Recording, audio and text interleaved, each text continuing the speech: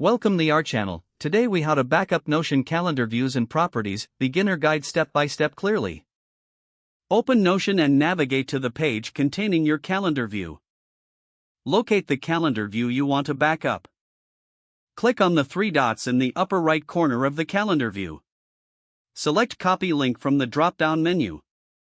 Open a new page in Notion or an external document where you want to store the backup. Paste the copied link to create a reference to your calendar. Next, click on the database that powers your calendar view. In the database, locate any specific properties you want to backup. Take note of these properties, as you will recreate them later. If necessary, export the entire database for a comprehensive backup. To do this, click on the three dots in the upper right corner again. Choose Export from the drop-down menu.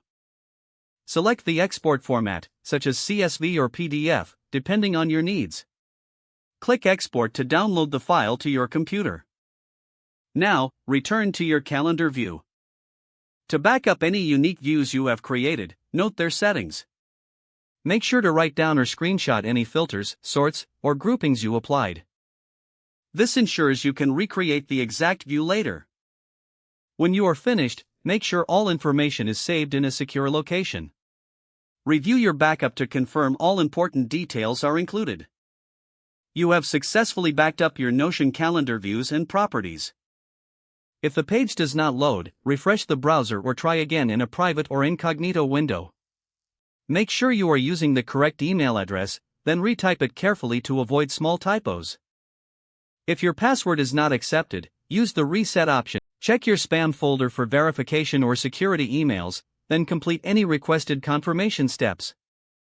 Enable two-factor authentication if available to improve account security and reduce unauthorized access risk.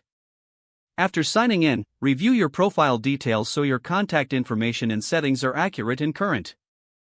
If you see an error message, note it down and try again after restarting your device and internet connection. Don't forget to like this video and subscribe to our channel for more step-by-step tech guides.